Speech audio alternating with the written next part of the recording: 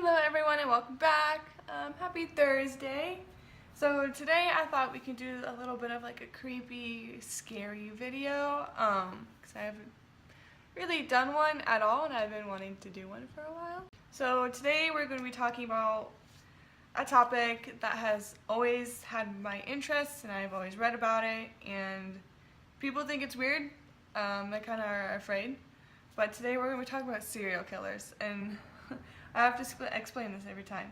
When I say I'm interested in serial killers, I'm interested in how, like, I want to know what makes them just wake up one day, want to go out and kill someone.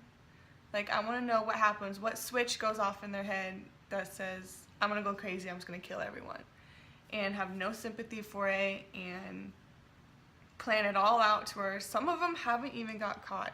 Like, till this day, people don't know, like, who killed this person, or, like, just stuff like that. So we're going to be talking about the three, my top 3 serial killers who I find very, very interesting. Warning before I start this video, there's going to be some pictures that are unsettling, so if you do have like a weak, well, not really a weak stomach, but if you're not comfortable with those kind of video or pictures, I would suggest clicking off this video right now. Our first one we're going to be talking about today is Ed Gein. He's one of the more known serial killers. He was born on August 27, 1906. He grew up in a household, a very unsettling household actually. His father was a raging alcoholic. His mother was very religious and very controlling about it. His mother wanted him to be what she was. She always would shove the like religious part down his throat, and was just very controlling, and everything had to be her way. But even with that, he was very devoted to his mother. He was always with her. He loved her very much. You know, mama's boy. So when she passed in 1945, Gein, he never left home. He never dated other women. He kind of, something went off that made him not happy, very unsettling almost, and he would go off into these graves, and he would go through, it was only women just because of his mom. He would go and grave robbery. So he'd go, unbury them, take the bodies to his house actually, and would steal body parts and just keep them as trophies. And then he would bring the body back and bury it, and it would seem like he didn't do anything and nothing actually happened to the body. And in 1954, grave robbery wasn't enough. Keeping body parts as trophies from people who've already passed just wasn't making the cut for him. So in 1954, he murdered 2 women.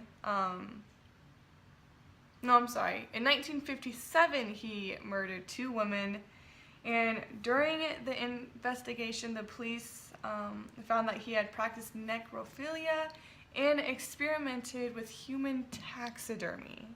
So in his house, the police found bowls made of human skulls and a lampshade made of human faces, a few belts made out of nipples, and he did make a few masks out of the women to represent his mother, and that he would wear it sometimes so he'd feel like his mother was still there with him. In that same year he killed those 2 women. Of course he went to trial, but he was found unfit to stand it because they thought he was insane. He was not guilty by insanity. There, that makes it better. And they made him go to a mental hospital. He was there for nearly 10 years. And after those 10 years, they were going to trial him. And of course, he was found guilty of murder. But unfortunately, he died of heart failure due to cancer on July 26, 1984, at age 77. And because he was very famous, he did do all these very weird, unsettling things. He was actually an inspiration to some horror movies like Psycho, The Silence of the Lambs, and Texas Chainsaw Massacre. Leatherface for wearing all those women's faces. Alright, and our second serial killer today is probably, I think, one of the most known serial killers. We're talking about the Zodiac Killer.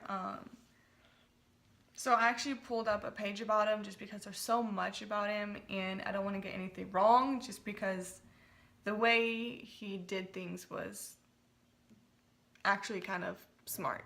And I don't want to say funny, but I don't know. I'll just read it to you guys. The self-proclaimed Zodiac Killer was directly linked to at least 5 murders in Northern California in 1968 and 1969, and may have been responsible for more. After he taunted the police and made threats through letters sent to area newspapers from 1969 to 1974, further communication from him abruptly stopped. So really, whenever he would kill someone in like a part of town, the police would be there, they investigate, and like the day after they get a letter saying like, this is the Zodiac Killer. There was some where like he taunted them, like, you almost caught me yesterday, when are you gonna catch me? And there was some threats, and to this day he was never caught. They have sketches of what they think he looks like. I don't know. It's actually pretty smart. Not really smart, but fascinating how he sent letters of like where he was and like how he almost caught them and how he was there when the police were there. It's just, and they still never caught him. It's just kind of mind-blowing, I guess. I don't know. Alright, I'm just gonna continue reading. So the first confirmed incident took place on the night of December 20th, 1968, when 17-year-old David Faraday, I don't think I'll get any of these words right, and his 16-year-old girlfriend Betty Lou Jensen were shot to death near their car at a remote spot on Lake Herman Road, on the outskirts of Vallejo, California. Police were left baffled, unable to determine the motive for the crime or a suspect. Then, on early morning of July 5th, 1969, Darlene Farron, age 22, and her boyfriend Mike McGew, age 19, were sitting in a parked car in a similarly remote Vallejo location when they were approached by a man with a flashlight who fired multiple shots at them, killing Farron and seriously wounding McGew? I hope I'm saying these right. I feel bad if I won't. Within an hour of the incident, a man called the Vallejo Police Department, giving them the location of the crime scene and claiming responsibility for both the attack and the 1968 murders of Faraday and Jensen. Despite the confusion in McGew's description of the killer, little progress was made in the case. So that was literally like the only description they ever got of him, for just a guy wearing a hoodie in the middle of the night. And with the flashlight, if you have a flashlight on you, it's shining in your eyes, you can't really see what the person looks like. So the Zodiac Killer, he really thought about everything, and he was almost like he was 2 steps ahead of the police the whole time. Smart, if you ask me. Alright, this is where it gets very interesting to me. So, on August 1st, 1969, the San Francisco Examiner, San Francisco Chronicle, and Vallejo Times each received an identical handwritten letter in an envelope without a return address beginning, "Dear Editor, I am the killer of the 2 teenagers last Christmas at Lake Herman." The letters contained details from the murders that only a killer could have known. The killer went on to threaten further attacks if the letters weren't printed on the front page of the papers, each closed with a symbol consisting of a circle with a cross through it. I don't know. He was a very intelligent man, apparently. While Bay Area police departments, with the support of the FBI, worked feverishly, I can't say that, to track down the killer, several days later, he sent another letter to the San Francisco Examiner beginning, "Dear Editor, this is the Zodiac speaking." It also described the murders in detail and taunted police for not been able to crack his code or catch him. However, several days later, high school teacher Donald Hardin and his wife Betty were able to solve the heifer? Relieving the killer's rant, which began, "I like killing people because it is so much fun. I like killing people because it is so much fun." That's his reason behind everything.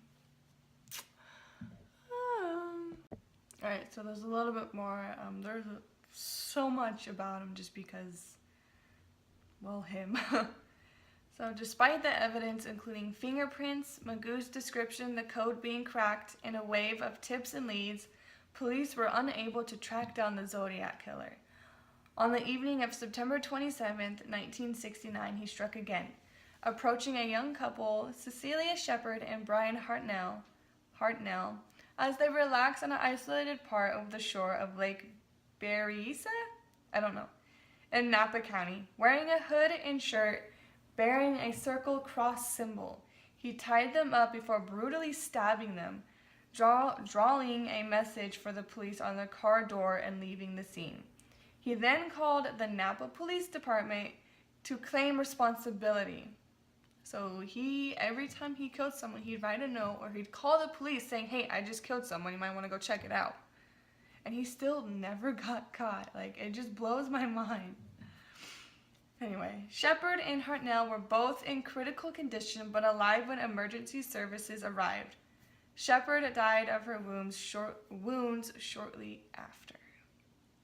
2 weeks later, on October 11th, 1969, the Zodiac killer claimed another life, shooting 29-year-old taxi driver Paul Stein in San Francisco's Presidio? I don't know. It's some neighborhood. As the murder did not seem to fit the Zodiac's pattern, it was intentionally deemed a robbery. But 3 days later, a letter received by the San Francisco Chronicle proved otherwise. Written in the same erotic print in his previous letters, it gave the details of Stein's murder and was accompanied of a bloody scrap of Stein's shirt. At the end of the letter, the killer stated his intention to murder a school bus full of children. Oh my God, this guy, I don't know how he got caught, how he didn't get caught. It just, again, blows my mind. So I am actually going to end this video with those two just because, well, they had a lot of description and information about them and I don't want to make this video too long. So we're just gonna go with those two. Sorry if you're really enjoying this. So I am actually going to end this video. I know we said we talked about 3, but I feel like this video has gotten very long and they both had a lot of information to them, so it took up a lot of time. But I do really enjoy talking about this kind of stuff. It just interests me how their minds work and what makes them do this. So there probably will be more videos like this in the future if you guys like them. Hopefully you guys do like them. But anyway, if you did like this video, please give it a thumbs up and don't forget to hit that subscribe button. And I will see some of you, well, not some of you, I will see you guys tomorrow. What's tomorrow? Friday? Yeah, I'll see you tomorrow.